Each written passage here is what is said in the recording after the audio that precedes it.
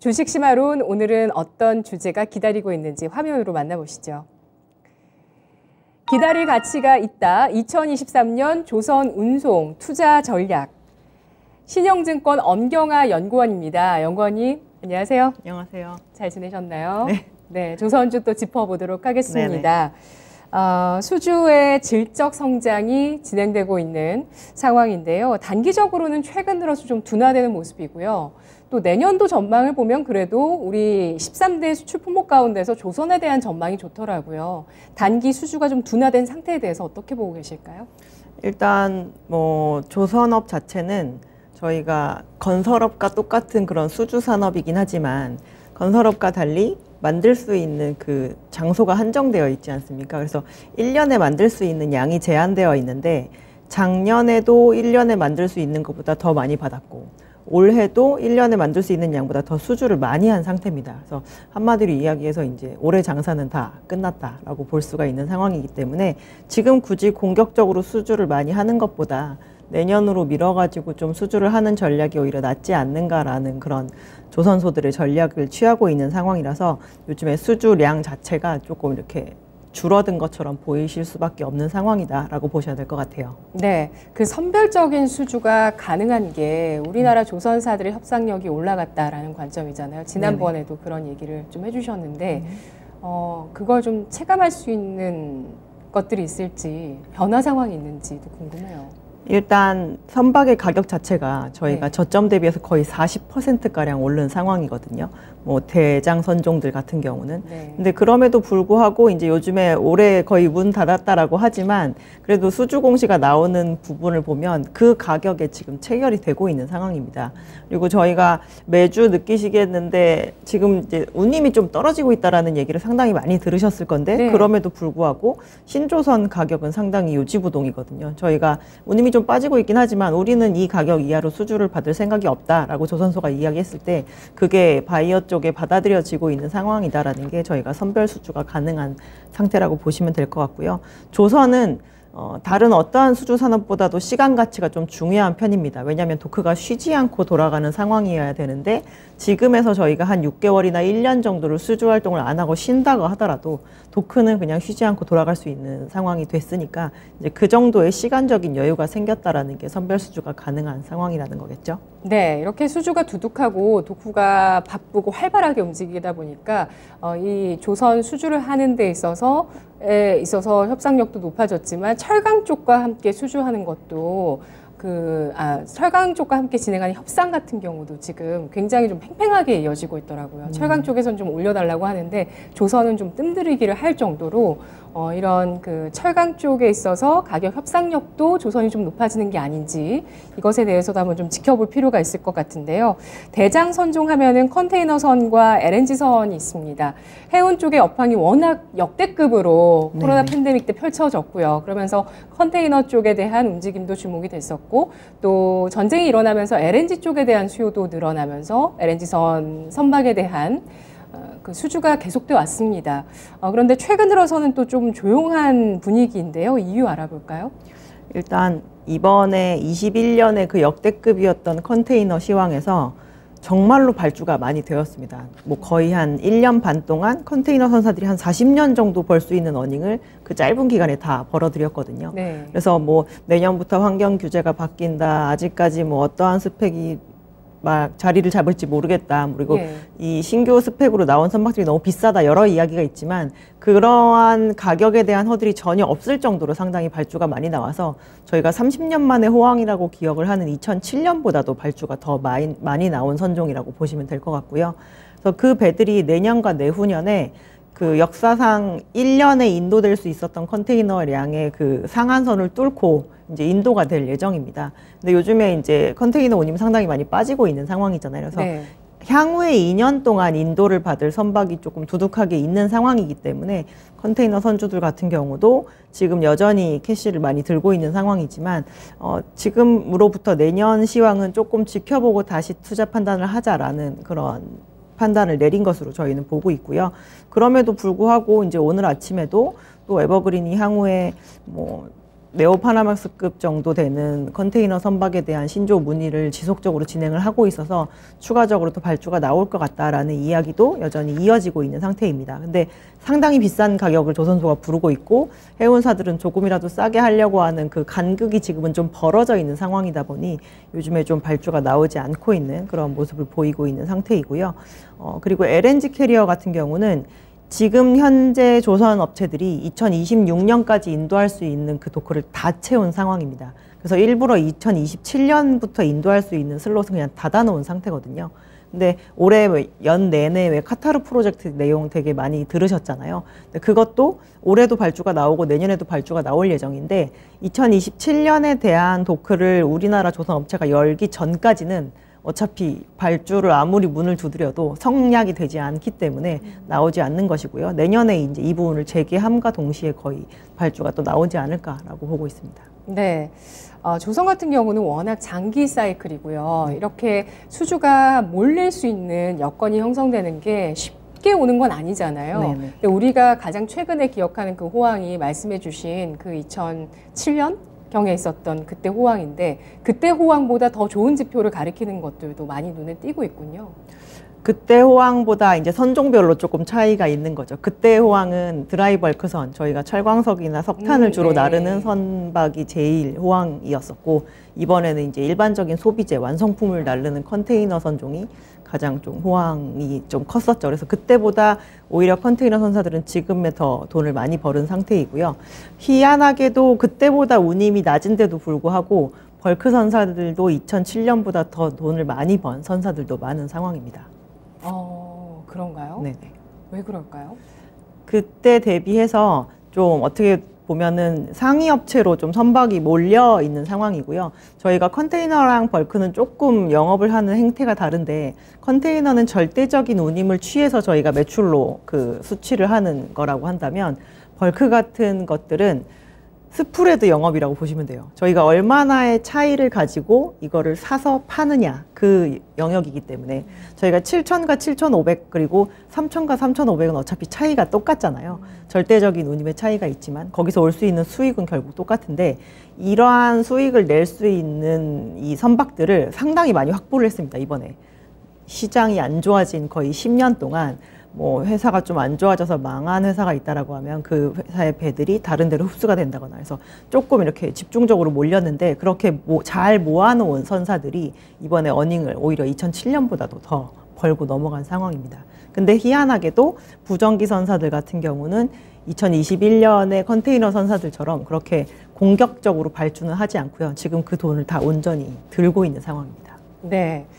2007년 당시에는 워낙 또 중국을 중심으로 한 경제 성장이 그쵸. 일어났던 시기고요. 지금은 이 해운 선사들 자체의 현금이 굉장히 많다는 점이 조선사의 수주의 모멘텀이 되고 있습니다. 여기에 환경 규제까지 더해지면서 어느 시점이 됐을 때는 그 친환경 선사, 친환경 그 선이라고 할까 선박? 친환경 선박 가운데 무엇이 좀 대세가 될 것인가가 결정이 됐을 때 본격적인 좀 관련한 수주가 일어날 수 있다라는 점에 대해서 계속 전망을 해주고 계시는데요. 이야기 계속 진행을 해볼게요. 새로운 대장 선종, 내년에는 탱커가 될 거라는 전망이 있는데요. 어떤 이야기일까요? 저희가 2021년에 생각을 해보시면 제일 필요 없는 화물 중에 하나가 기름이지 않습니까? 비행기도 안 뜨고 뭐 공장도 잘 안 돌아가고 네. 코로나 초기에는 심지어 저희가 그 드라이빙도 잘 안 하고 돌아다니질 않고 아예 다 같이 이제 집에 갇혀 있는 상황이었었으니까요. 네. 근데 점진적으로 오일의 사용량 자체가 20년을 저점으로 해서 더 줄지 않고 지금 계속 늘어나고 있는 상황입니다. 그래서 20년에 이제 시황이 확 꺼진 다음에 대체적으로 모든 해운 시황이 다 살아났는데 21년에 유일하게 살지 않은 시황 중에 하나가 유조선 쪽 시장이었었거든요. 근데 올해가 되면서부터는 이제 그 유조선 시장이 조금 뒤늦게 살아나서 요즘에 어닝이 상당히 상단으로 올라가고 있는 상황입니다. 지금 뭐 손익분기점 수준의 한 3배 정도 운임까지도 올라간 상황이라 이제 유조선사들이 상당히 돈을 많이 벌고 있는 상황이고 2022년에 해외 주식 중에 제일 많이 오른 해운사 중에 하나가 스콜피오 탱커스라고 하는 탱커 법인이거든요. 네. 그래서 역대급으로 어닝을 벌어들인 상황인데 상당히 노후화된 탱커들이 지금 시장에 잔존되어 있는 상황이고 전혀 발주를 하지 않고 있습니다. 원래 개체 수가 많아서 통상적으로 저희가 이렇게 교체 수요만 나온다고 하더라도 조선 시장에 좀 이렇게 깔아주는 물량이 항상 있는 그런 선종인데 이번에는 참고 있는 상황이거든요. 그래서 이연 수요가 모이게 되면 사실 조선에서 발주가 나올 때 되게 폭발적인 영향을 줄 수가 있는데 저희가 2년에 가까운 시간 동안 발주가 되게 자제된 선종이기 때문에 내년에 이쪽에서 발주가 나오게 된다면 전체 수주 볼륨 자체는 컨테이너나 LNG 캐리어가 나올 때보다 오히려 더 눈에 띄지 않을까라고 보고 있는 상황입니다. 네, 유가가 코로나 팬데믹 때 그때는 뭐 마이너스 유가까지 갈 정도로 네. 굉장히 부진했었는데요. 이 유조선 분야는 유가와도 연관이 굉장히 크잖아요. 예, 그런데 그 이후에 사실은 이제 친환경으로 가고 있는데도 갑자기 유가가 좀 급등했던 시기도 있었습니다. 뭐 물가가 올라가서도 있지만 뭐 이러한 영향들도 있지 않을까라는 생각이 들어요. 그러니까 요번 이 유류와 관련된 거에서의 유가가 높게 유지되는 것 중에 하나가 네. 전체적으로 생산하는 국가들이 옛날처럼 그렇게 필요하다라고 해서 기름을 펑펑 생산하지 않겠다라는 스탠스를 취하기 때문이잖아요. 가격을 항상 어느 정도 수준으로 유지를 하겠다는 의지가 있는 건데 그런 걸로 보면 사실 전 세계적으로 막 유통이 되는 기름량 자체가 폭발적으로 늘어나지는 않겠지만 2020년을 저점으로 해서 지금 점진적으로 계속 늘어나고 있는 상황이고 이 제품의 가격이 고공행진을 한다라고 하면 이거를 파는 오일앤가스 시장에 있는 주체들은 어쨌든 돈을 계속 많이 벌어들이는 거죠. 그래서 이 탱커 시장은 실제로 기름을 파는 주체들이 이 선사가 되어서 가져가는 경우도 상당히 많기 때문에 네. 그쪽의 현금 여력이 지금 활발하다라는 게 오히려 조선소들한테는 조금 또 다른 주체가 지금 캐시를 쌓아가고 있구나라고 생각할 수 있는 부분입니다. 네, 그러한 탱커선들이 또 노후되고 있다는 점도 역시 네. 발주를 뒷받침할 수 있는 여건이라고 보고 있고요. 에너지 대란으로 인해서 에너지 원자재뿐만 아니라 해양 플랜트 시작까지 꿈틀대고 있다고 하는데요. 이 환경 상황들을 좀 알아볼까요?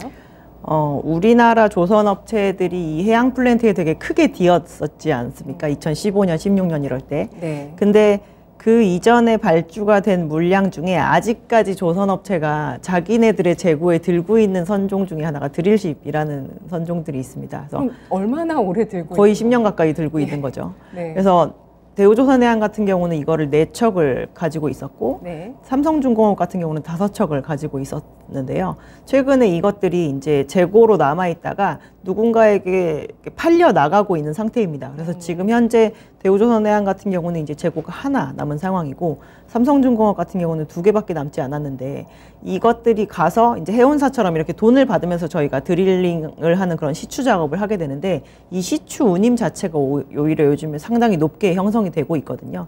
그래서 이 재고가 다 소진이 되고 난다라는 의미는 어딘가에 가서 해상 유전을 뚫고자 하는 니즈가 일단 시장에 상당히 많다라는 의미이기도 하고 이게 재고가 다 소진이 되고 나면 시장에 또 다른 새로운 해양 플랜트를 만들어 달라는 그런 요구가 다시 들어올 수 있게 된다라는 겁니다. 그래서 국내 조선 업체들이 상선만 하는 게 아니라 해양도 하고 상선도 하는데 해양이 너무 포지션이 많이 줄어 있으면 오히려 공정상의 효율성도 많이 떨어질 수가 있거든요.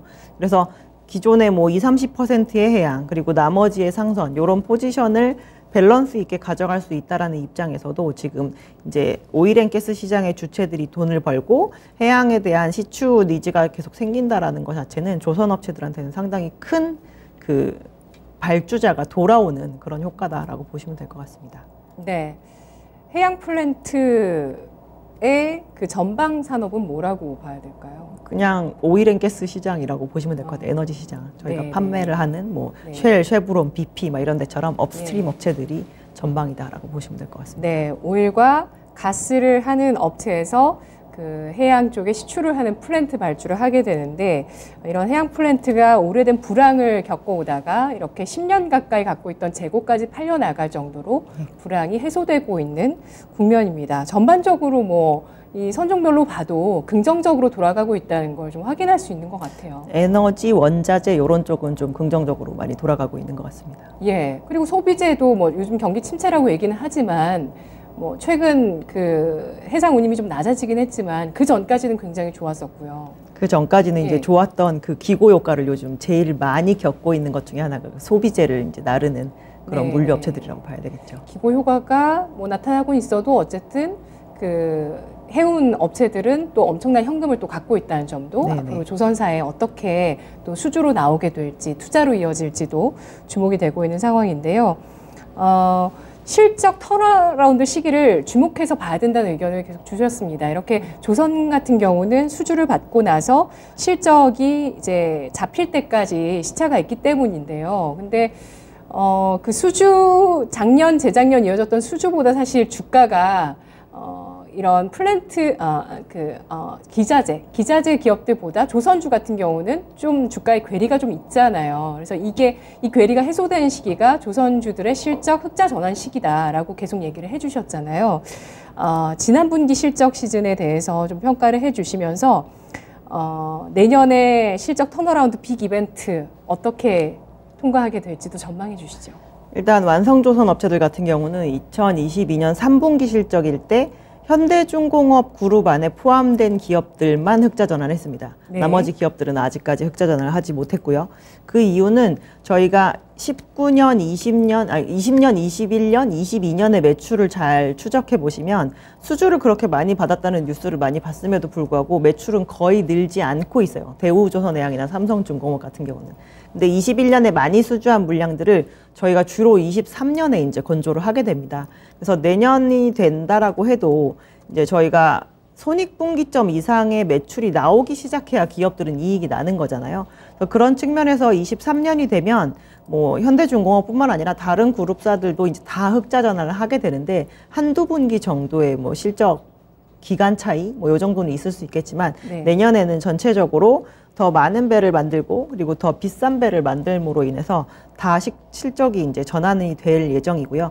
23년과 24년의 실적은 지금까지 받은 수주로 이미 다 결정이 되어 있는 상황입니다. 그래서 저희가 실적 턴어라운드가 되는 거에 대해서 크게 뭐 의심을 할 필요는 없을 것 같고 요즘에 특히나 이제 재료 가격도 워낙 하향 안정화되고 있는 상황이기 때문에 이 부분이 만약에 저희가 예상하는 것보다 더 안정화가 잘 되어준다라고 하면 오히려 마진이 더 확대가 될 수도 있습니다.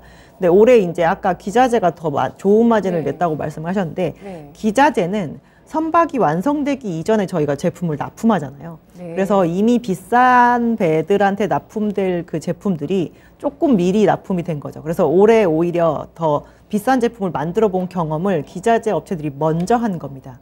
결국에는 조선 업체들도 그 순서를 따라가게 될 거다라고 보셔야 되는 상태이고요. 기자재 업체들이 마진이 좋은 이유 중에 하나가 구조조정이 대단히 많이 됐습니다. 예전에는 막 4개 업체가 만들던 걸 지금은 2개 업체가 만들고 있다거나 이런 식인데 조선 업체들도 마찬가지거든요. 예전에 100 정도의 일을 할 수 있다라고 한다면 지금의 한국의 조선 업체는 한 60 정도밖에 일을 할 수가 없습니다. 근데 시장에서 너도 나도 배를 만들어 달라고 왔을 때 아무래도 남아있는 업체들한테 집중되는 효과가 나올 수밖에 없게 되겠죠. 그래서 내년에는 뭐 하반기로 갈수록 훨씬 더 세지긴 하겠지만 상반기부터 대체적인 업체들이 거의 다 실적 턴어라운드를 하게 될 것이고요. 저희가 지금까지는 계속 적자가 나면서 순자산 가치가 까지니까 주가가 조금만 올라도 주식이 비싸지는 그런 상황인데 네. 어닝을 벌어서 순자산 가치가 계속 쌓이는 구조가 되면 저희가 주가가 올라도 지속적으로 밸류에이션이 높아지지 않는 상황이 되게 되면 추가적인 상승 여력을 더 보기가 조금 더 편해지실 겁니다.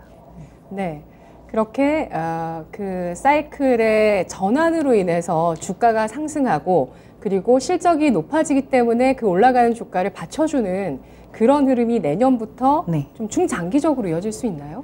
24년 실적까지는 거의 확정적이고요. 그리고 네. 저희가 이제 수주 자체가 그러면 23년, 24년에 만드는 거 말고 25, 26년에 만들 것도 내년에 쭉 수주가 들어와야 되는 상황인데 네. 저희가 봤을 땐 전체 선박 시장에서 작은 부분이 오히려 발주를 되게 세게 했고 아직 큰 부분은 발주를 하지 않은 상황인지라 지속 가능성은 한 4년 이상 정도 보고 있습니다.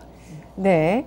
2007년 당시 2005년 이후부터 쭉 이렇게 조선주가 굉장히 크게 움직였었거든요. 네네. 그때. 그래서 지금이 그 조선주의 어떤 커다란 태동의 초기가 될 수도 있다는 점에 대해서도 많이들 궁금해 하시는 상황이에요. 그래서 엄경화 연구원님에 대한 분석이 나올 때마다 저희 방송에 대해서도 관심이 굉장히 높거든요. 내년도 이제는 조선이 전반적인 대부분의 우리 조선 빅4 업체들이 다 실적이 턴어라운드하는 흑자 구간에 접어드는 게 바로 내년도입니다. 그래서 또 오늘 제목도 기다릴 가치가 있다. 뭐 이렇게 제목이 또 나오기도 했는데, 근데 이제 최근에 좀 경기 침체가 일어나고 있는 게 운송 업황을 통해서도 알 수 있습니다. 네. 물동량은 줄어들고 또 해상 운임이 하락하고 있는데요. 이건 조선 업황에 어떤 영향을 주게 될까요? 전반적으로 일단 코로나 시기에 가장 좋았던 화물들 같은 경우는 네. 지금 그 좋았던 시기에 대한 기고 효과를 당연히 느껴야 되는 상태이고요. 예. 그 대표적인 화물들은 이제 내구 소비재 같은 것들입니다. 저희가 이렇게 막 많이 돌아다닐 수가 없는 상황인지라 사치품이나 아니면은 완성된 뭐 가구를 바꾼다거나 막 이런 것들을 대단히 많이 진행을 했기 때문에 그러한 물량들은 지금 감소를 하고 있고요. 실제로 미국의 주요 항만에서 수입 컨테이너 물동량의 감소 폭이 막 9월 달, 10월 달 이렇게 될수록 되게 깊어지고 있는 걸 확인을 할 수가 있습니다.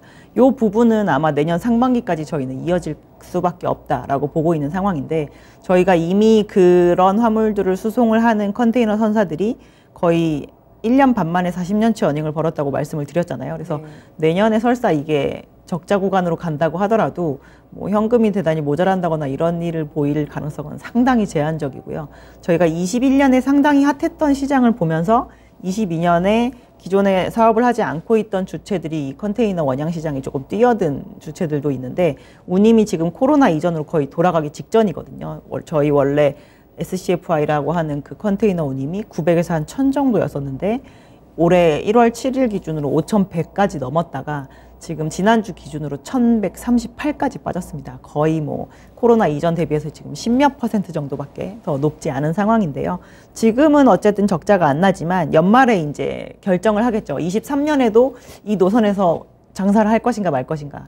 근데 하는 것이 조금 효용 가치가 떨어진다라는 판단을 하고 나면 이제 원래 시장으로 돌아가게 되고, 아마 원래 상위 업체들끼리 경쟁하던 그 체제가 유지가 되면서 시장 자체는 조금 안정화될 수 있다라고 보지만, 어쨌든 배들은 더 들어오게 될 예정이기 때문에 실제로 이 소비재 시장 자체도 조금 회복이 되려면 저희가 안 좋아질 건 안 좋아지고, 그래서 노후화된 선박은 좀 없어질 건 없어지는 그 시간이 좀 필요합니다. 근데 그거에서의 바닥을 잡는 부분은 저희 내년 상반기까지는 조금 지켜봐야 된다라고 생각을 하고 있고요. 나머지 화물들은 코로나 기간에 저희가 경제 활동을 안 함으로 인해서 상당히 위축된 것들이 많잖아요. 에너지, 원자재 이런 것들을 많이 안 쓰고 지나가지 않았습니까? 그래서 지금도 계속 경제 활동을 조금씩 재개시키면서 계속 이 사용량이 조금씩 늘고 있는 상황입니다. 그래서 내년에 이쪽 분야에서 수요 쇼크가 올 일은 별로 없는 상황인데, 거기에다 게다가 별로 공급적인 투자를 또 안 한 상황이라 저희가 공급에서도 그렇게 갑자기 쏟아지는 배들 때문에 막 운임이 빠진다거나 이런 경험을 하게 될 가능성도 좀 제한적인 편입니다. 네, 운임 자체는 굉장히 급등했다가 지금 다시 급락한 상태인데요. 지금 뭐 연구원님도 아까 그 노후 화물선에 대한 교체까지 일어나면 이 해상 운임 시장이 좀 더 구조조정이 될 수 있다고 보셨는데, 해상 운임의 상승세가 또다시 일어날 수도 있다, 이렇게 보시는 분들도 계시더라고요. 그러니까 저희가 종합 운임으로 뭐 컨테이너, 탱커, 벌커 이런 걸 다 합쳐가지고 보는 그 운임은 지금 한 데일리 한 3만 불대 정도로 코로나 이전이 한 10,000불대 정도 수준밖에 안 됐었는데 높아져 있는 상황인데요. 컨테이너 운임이 이미 제자리로 돌아왔음에도 불구하고 상당히 높은 이유는 요즘에 이제 유조선 운임 오르고 LNG 운임도 좀 강세를 보이고 있기 때문입니다. 네, 내년에 전체 선박 시장 중에 더 넓은 부분을 차지하고 있는 이제 BDI나 아니면은 뭐 탱커 운임 같은 것이 오르게 되면 컨테이너 운임이 전체적으로 빠진다고 하더라도 이 종합 운임 같은 경우는 저희도 상승 여력이 충분히 있다라고 보고 있습니다. 네. 그 운송 분야는 포스트 코로나 이후의 프리미엄은 끝났다고 봐야 될까요? 그렇게 봐야 되겠죠. 그러니까 운송업 자체가 코로나 시기에 제일 좋았던 업종이에요. 저희가 굳이 그 제 시간에 화물을 배달해 주지 못한다고 하더라도 이 화물을 배달해 줄 수 있는 주체가 어쨌든 운송업체밖에 없으니까, 그거에 옛날에는 1,000원의 값을 지불했다라고 한다면 2,000원, 3,000원도 더 지불할 수 있다라고 하면서 화물을 기다린 거잖아요. 저희가 상당히 그 화물이 제 시간에 도착하는 적시성이 떨어짐에도 불구하고 그거에 상당히 가격을 많이 지불한 케이스라고 보시면 될 것 같거든요.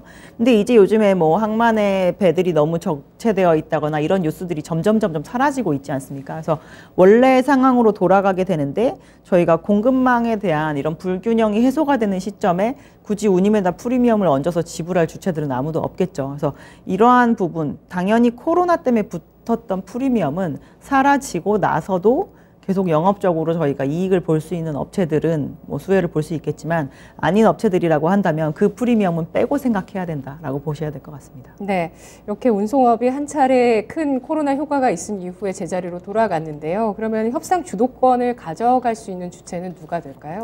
당연히 좀 공급가액이 없는 업체들이라고 보셔야 될 것 같고요. 코로나 기간에 너무 과하게 투자하지 않은 업체들은 내년부터 저희 공급 여전히 모자라니까 만약에 화물이 더 필요하면 조금 더 주세요라고 얘기를 할 수 있는 상황이 될 것으로 보고 있습니다. 그래서 해운 쪽에서는 이제 부정기선, 탱커, 벌커, 에너지나 원자재를 주로 수송하는 업체들이 좀 괜찮을 것으로 보고 있고, 오히려 항공업체들보다 저희가 물류터미널에 대해서 투자를 막 열심히 진행하다가 코로나 말미쯤에 이제 이 부분에 대한 투자를 조금 지금 관망하고 있는 육상운송 업체들이 그 다음 순서가 될 것으로 보이고 있고요. 항공사들은 비행기가 줄긴 했지만 저희가 지금 한국의 입장에서는 줄어들어 있는 비행기 대비해서 여전히 갈 수 있는 노선이 조금 제한적이기 때문에 그런 의미에서 협상력이 조금 후발이라고 보고 있고, 가장 협상력이 떨어지는 업체들은 21년에 아주 열심히 발주를 한 컨테이너 선주라고 보셔야 될 것 같습니다. 네.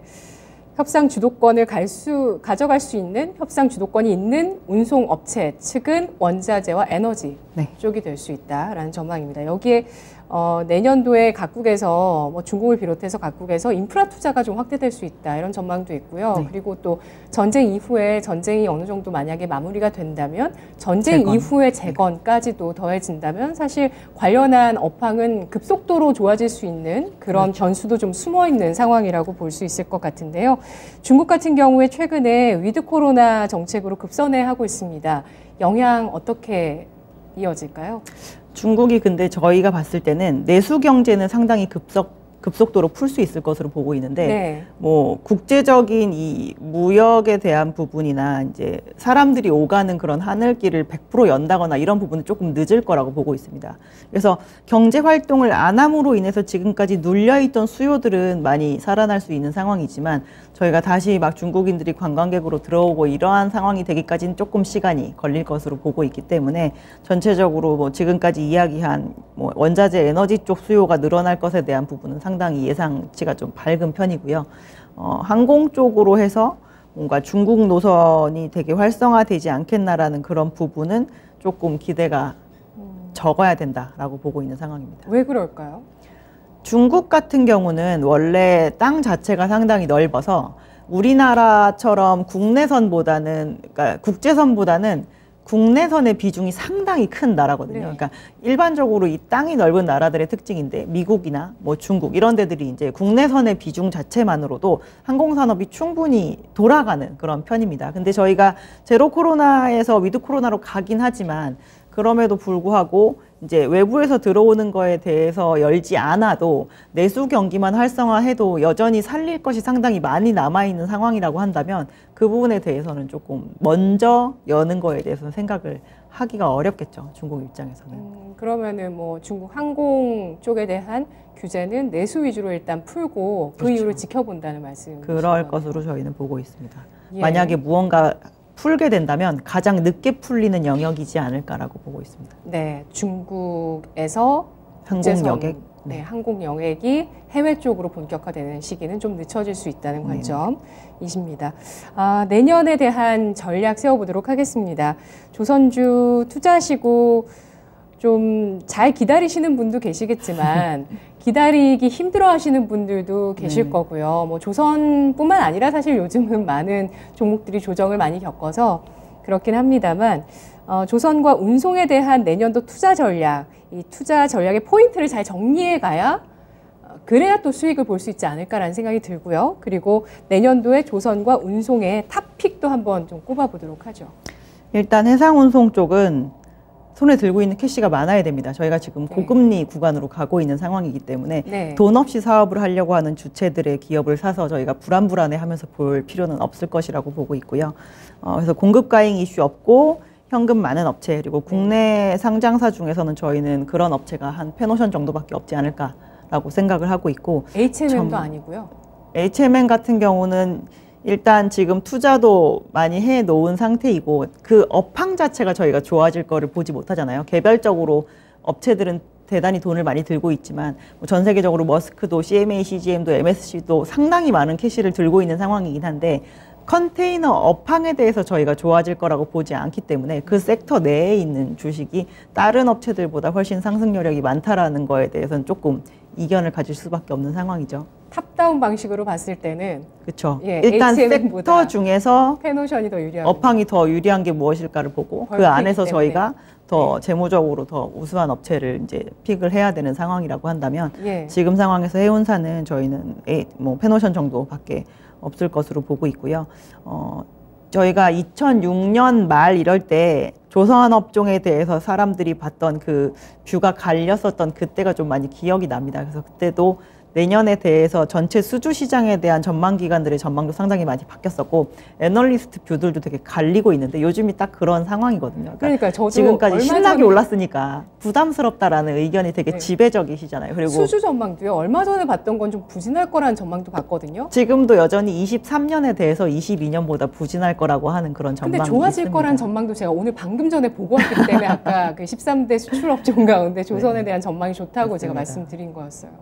수출 자체는 확정된 매출이기 때문에 당연히 좋아질 수밖에 없다라고 이야기를 하는 거고요. 근데 이렇게 의견이 너무 다 간다라고 하면 또 가지 않아요. 막상 의견이 갈려 있을 때 오히려 좀 움직임이 있는데, 저희가 봤을 때는 지금 부담스러워하시는 거 충분히 이해합니다. 성과가 그렇게 많이 올랐는데, 근데 그럴 때보다도 오히려 더 많은 주체들이 이제 다시 이 시장에 돌아오는 그 뉴스를 보시게 되면 상당히 부담이 많이 경감되고, 실제로 조선 업체들이 그 몇 년 동안 못 내던 이제 이익을 내기 시작을 하면 그 부담이 많이 줄어질 거라고 보거든요. 그래서 올해 기자재 업체가 많이 올라서 부담스럽다고 하시더라도 저희는 조선을 투자하실 때 조선과 조선 기자재를 무조건 같이 가져가시라고 말씀을 드립니다. 구조 조정이 되게 잘 된 산업에서 끝까지 살아남은 업체들의 주가 상승률은 생각보다 많이 높을 수가 있는데, 그 부분에 있어서는 이제 기자재 업체들도 여전히 그런 여력이 많이 남아있다라고 보고 있고요. 그래서 저희는 그 조선 기자재 중에서는 무조건 선박용 필수 기자재 업체가 더 베타가 크다라고 보고 있어서 HSD 엔진을 주로 추천을 해드리고, 조선 업체들 중에서 내년에 분명히 실적이 제일 눈에 띄시는 건 한국조선해양이 들고 있는 현대사무중공업의 실적이 상당히 튀게 보이시긴 할 건데, 중간지주사에 대한 할인이 지금 당장 해소된다고 보기는 어렵습니다. 그래서 이렇게 장기적으로 하는 거 너무 힘들다라고 하시면 그냥 깔끔하게 사업회사인 현대중공업을 가져가시는 게 오히려 조금 마음이 편하실 수 있다라고 말씀드립니다. 네. 목표가를 공식적으로 제시하는 것도 있으실 거고요. 예, 저희 다 제시하고 있는 회사들이고요. 예, 그리고 또 업황 사이클을 감안했을 때 앞으로 또 확인할 것들도 많이 있으실 거고, 사실 최종 목표가로 보기 어려울 수도 있어요. 지금 현 시점에서 제시하는 목표 주가이기 때문에. 저희는 원래 이제 기간은 1년으로. 1년으로 잡으시는군요. 예, 그러면 이제 연말이니까요. 내년도 1년 동안에 이 관련한 방금 말씀해 주신 종목들의 목표 주가를 한번 좀 확인해 보겠습니다.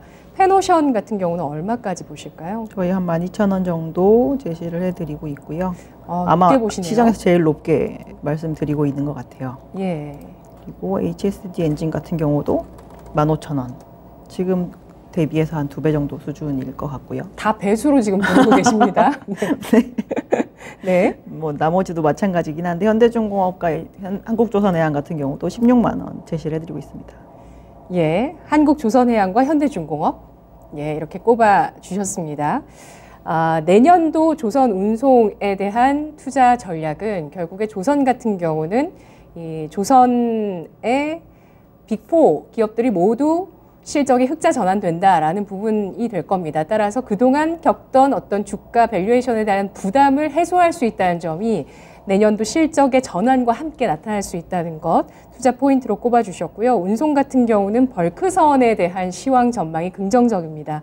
따라서 이 섹터 안에 있으면서 또 현금을 많이 갖고 있고 공급과의 이슈가 당분간 없을 만한 기업으로 보고 있습니다. 이런 투자 포인트를 가지고 고른 기업들은 페노션과 HSD 엔진 그리고 한국조선해양, 현대중공업, 예, 한국조선해양이시죠? 예, 그리고 현대중공업 이렇게 4가지 종목을 꼽아주시니까요. 이 4종목의 내년 연말의 주가 한번 기대해 보도록 하겠습니다. 분석 잘 들었습니다. 고맙습니다.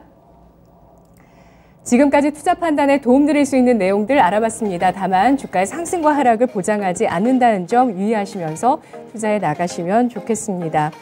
자, 올 한 해 마무리하는 시점들 이번 주 주요 변수 앞두고 하나하나 계속 또 마무리 잘 해 나가셔야 되겠죠. 그리고 또 패가 나오면 그에 따른 또 대응이 필요할 것 같습니다. 이번 주 CPI와 FMC 변수 결과 주목되는 한 주입니다. 오늘 장 마감 잘하세요. 고맙습니다.